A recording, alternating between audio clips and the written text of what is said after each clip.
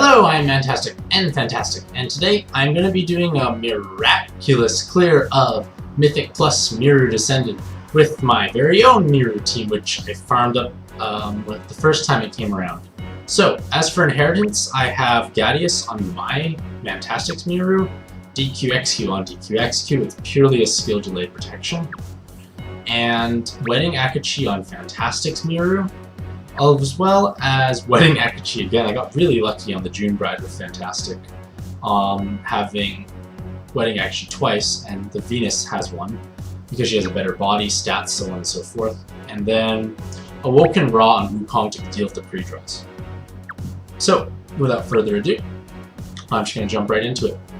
I have many other clears of Miru Descended with various other teams, most notably DQXQ. So, it might be something worth looking into.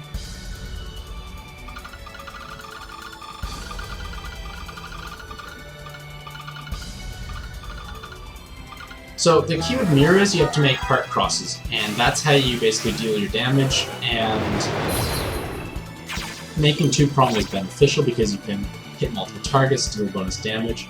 But because these targets here only have 1 health, I don't actually need to match the heart cross for any other reason except for taking less damage.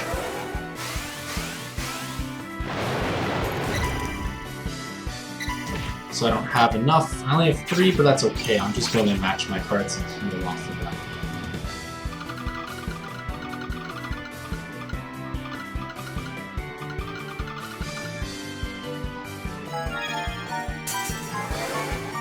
Alright, so that will kick off the cute little Yomi timeout draw. And following the same pattern of just matching the orbs. And trying to match as many other things as possible.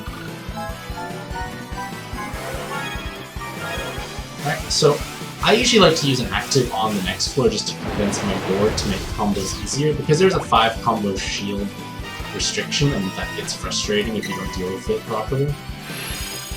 So I'm going to pop my DQXQ just to make my life a little bit easier.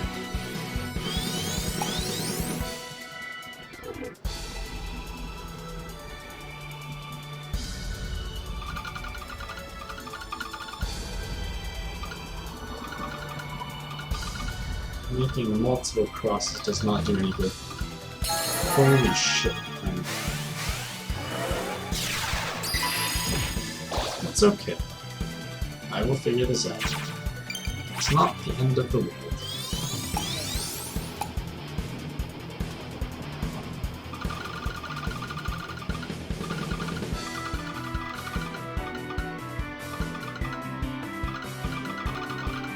Combo shift has to be my least favorite mechanic, basically. Because whenever, like, there is one, I tend to, like, always miss it or flub it. So a row is enough to kill it, and if you notice, Miru is actually leveling very slowly, and that is a little frustrating sometimes, because all your other subs are going to hit max level almost, and she's going to be level 8, if I'm not mistaken, by the end of the dungeon. So I'm going to use the Gadius that I have inherited, this cooperative, which is fantastic.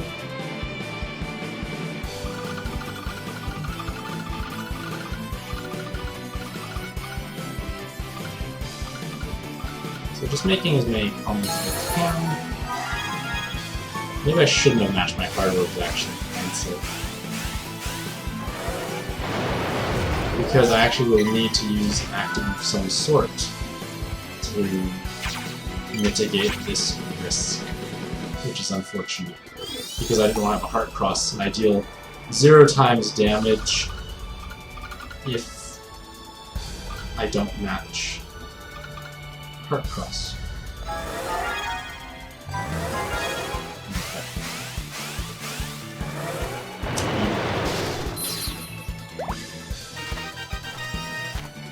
So on this floor, I usually let Mantastic burst it down with a Saria plus Wedding Akachi combo. So all I'm going to do here is, well, I guess whittle it down a little bit. But I'm basically board changing anyways, so it doesn't really matter what my board is left with afterwards. really didn't matter. So here comes the Saria plus Wedding Accuracy combo. 5, 6, 7, 8, 9, 10, 11, 12, 13. That is 8 left. 8.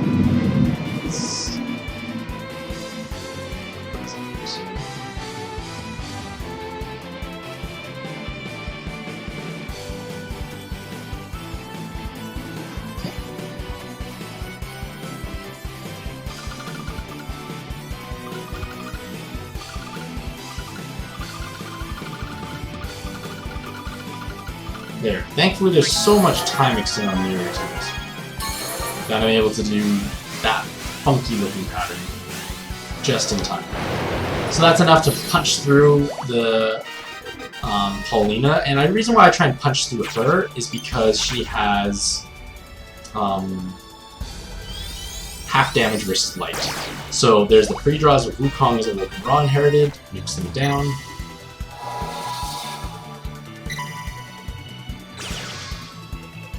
And even though I don't have a hard cross, it's okay. I can still match as much normally as possible. Hopefully I have hard orbs still, so I can shield myself in the next one. And that's the nice thing about hard cross leaders is you gain so much damage reduction that you don't need to bring a shielding sub, which is critical later on when you fight the boss itself.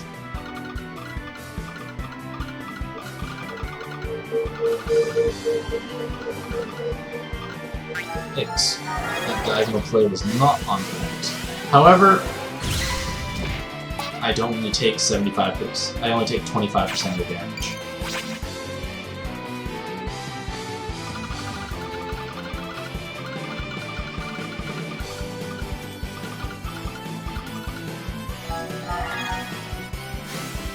So just keep heart crossing.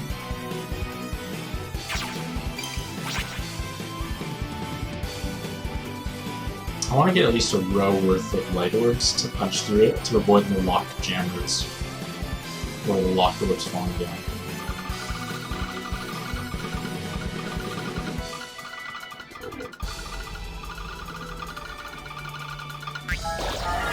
That was not well done. But I can stall here.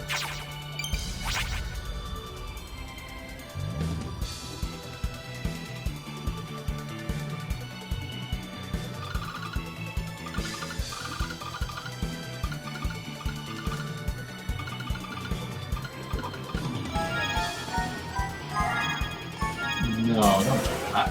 Don't do a surprise sky like that. I don't like the locked jam. I don't like the locked orbs falling down. Mainly because it tends to ruin. I'm just gonna pop a collar here and use Miru afterwards. So if I just pop Miru and hold down the hard orb, I don't actually trigger or activate the Change the World and have the boss hit me. This way I'm allowed to plan out my move, because the hard orbs are made randomly, and that is not ideal when you want to try and plan out your moves. Maybe in hindsight I should have used Apollo and Miru conjunction, could have burst him down safely, and not have this horrible locked orb nonsense. Because she's actually in a 99% health cut, so I actually want to avoid that. So I'm going to use Miru's active again, and follow the same pattern of holding the orb down, and planning it out.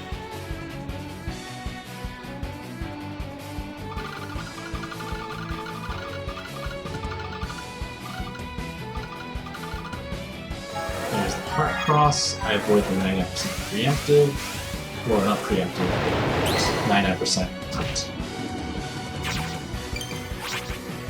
Don't have any other person available to make hard orbs, so I just need to go at it alone.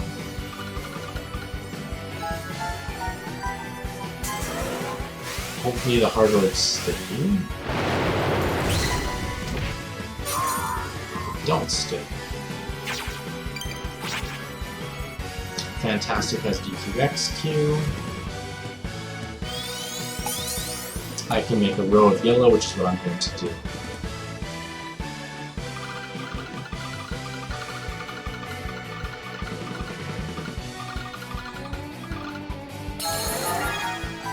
Alright, that should be enough to kill this first form.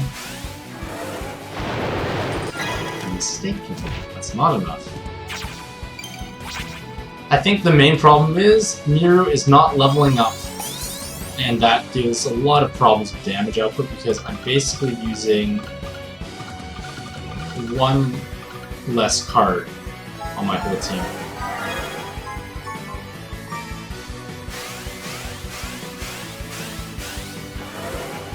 So, my strategy for dealing with Miru and the final burst is to use Fantastic's Saria and then Wedding Akachi on Venus to do the lethal damage. But in order to do that, I can't be bound on Fantastic's team. So what I'm going to have to do is have Mantastic pass his turn when it goes to him, and that way he will have the bind. Because the bind occurs on the third turn.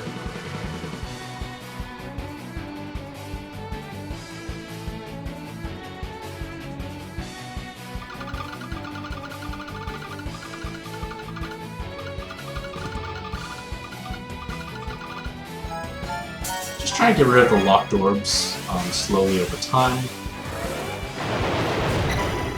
Oh! That was unexpected. No hard orbs were actually generated. So I'm going to use the DQXQ I have in reserve.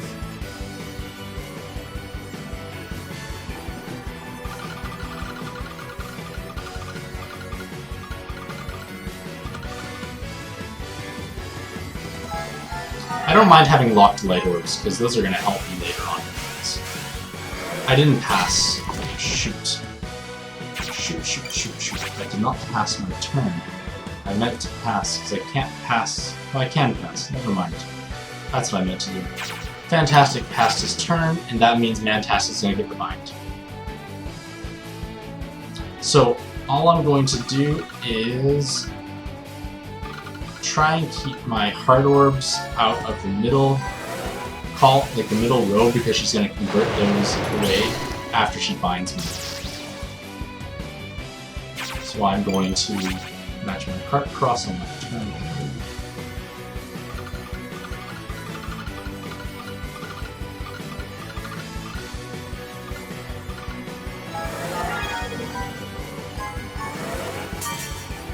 Okay, that's a lot of combos. That's unnecessary.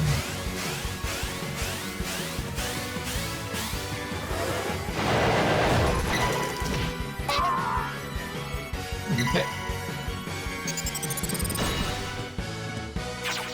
So I'm missing a harder. I'm just going to use Miru to form my heart cross.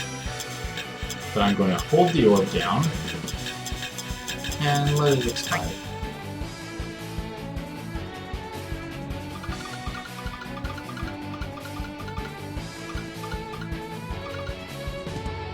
It generally doesn't matter what I do there. As long as I'm either full health or I'm making heart cross, I can't die to this power against her.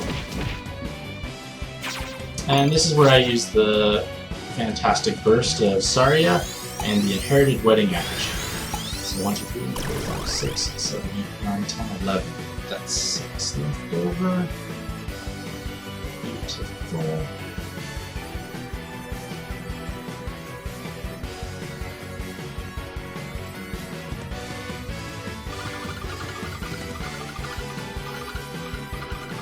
And there's the pattern for the 1911 split. Gets that nice row cascade, more combos, optimize the board, and that one-shot Miru. So, that was Mythic plus Miru Descended with Miru without really too many hiccups. Very safe team to play.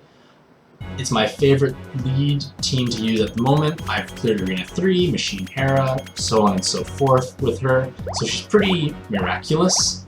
And hopefully this video is more so entertaining, just getting a showcase of what Miru is capable of. like my YouTube channel, subscribe to it, check out my site, and happy puzzling!